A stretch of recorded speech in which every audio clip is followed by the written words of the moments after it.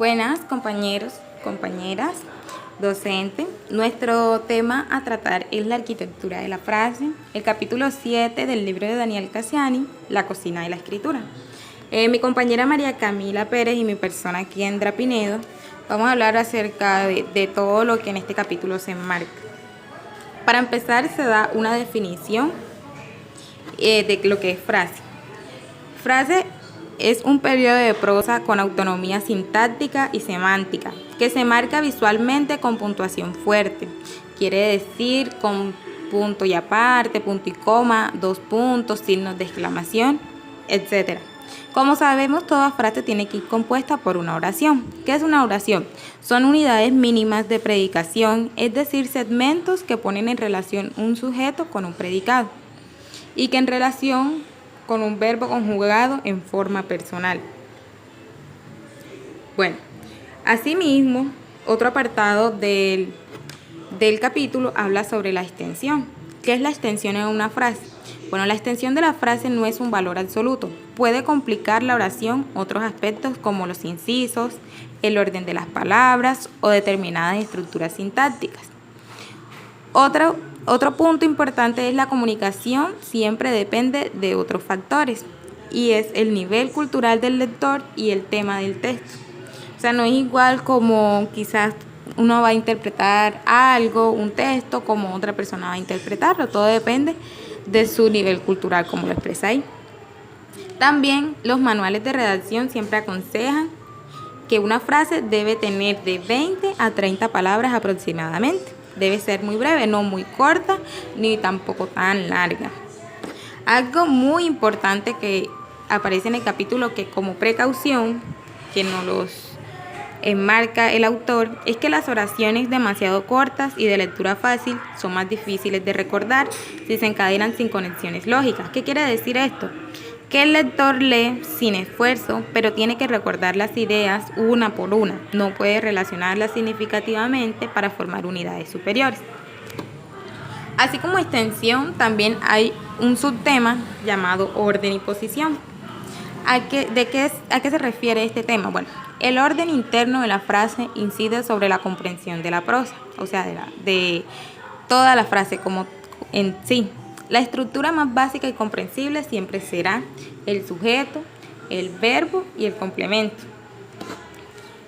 para que tenga sentido coherente y global de todo.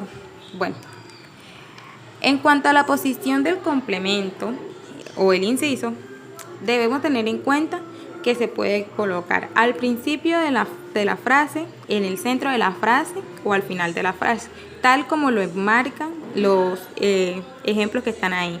Eso, según el artículo de Rosa, todo lo que está ahí subrayado o de color naranja es lo que quiere dar a entender cada apartado.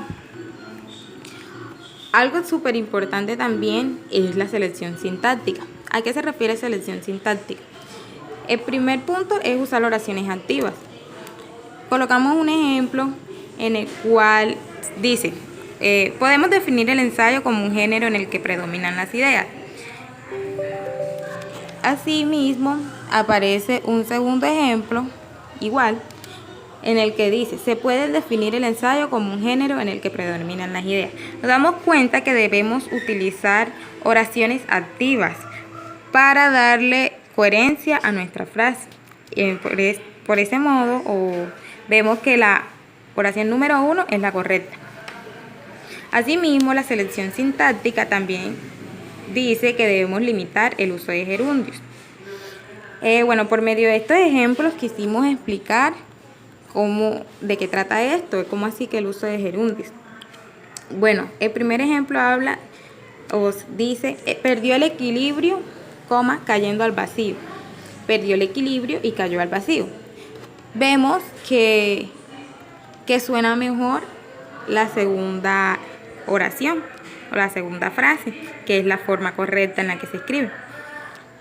Asimismo pasa con el segundo ejemplo, si lo pueden observar.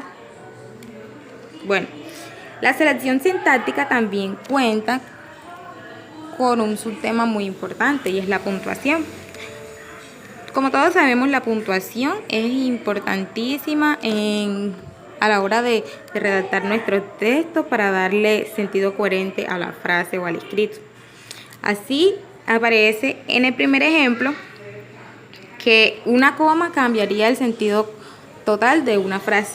Según Narodowski, el sistema educativo argentino está en crisis.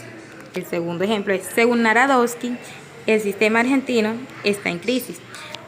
El ejemplo número 1 es el correcto, así como se enmarca que el ejemplo número 2 de la oración que sigue es el correcto. Pueden observar el tipo de puntuación que hay. Las comas juegan un papel muy importante en la escritura. Y algo que debemos destacar, que es lo último que el autor quiere explicarnos, es que en todo escrito necesitamos de marcadores textuales. Sé que todos en algún momento de nuestras vidas siempre utilizamos esto. Los de introducción, existen los de orden, los de distinción, los de resumen y los de conclusión. Claro, es una gran variedad amplia de marcadores textuales. Quisimos dar ejemplos de algunos de ellos. En cuanto a los de introducción, el objetivo principal de este tema nos proponemos a exponer. Eso es como con lo que iniciamos un texto o al introducir un tema. Están los de orden, ahí están sus respectivos ejemplos, están los de distinción, que muchas veces lo hemos utilizado. Creo que no es nuevo para nosotros ya este tipo de temática. Bueno, están los de resumen y los de conclusión, como en definitiva, para concluir, para finalizar. Y para finalizar con nuestro capítulo, el autor da unos consejos para escribir frases de forma eficiente. Como apartado número 1 está el cuidado con las frases largas. Como lo dije con anterioridad, se dice que debemos manejar de 20 a 30 palabras como mínimo. ¿Por qué? Porque no puede ser una frase muy corta, pero tampoco muy larga. Segundo apartado, eliminar las palabras y los incisos irrelevantes. Debemos ser muy coherentes y muy observadores a la hora de estar redactando nuestras frases, para que no entre quizás en redundancia lo que decimos, se pierda el orden coherente de la frase. Como tercer apartado, buscar el orden más sencillo de las palabras, o sea, el sujeto, el verbo y el complemento. Eso va muy relacionado con el punto anterior. Como cuarto apartado, situar los incisos o complementos en posiciones más oportunas.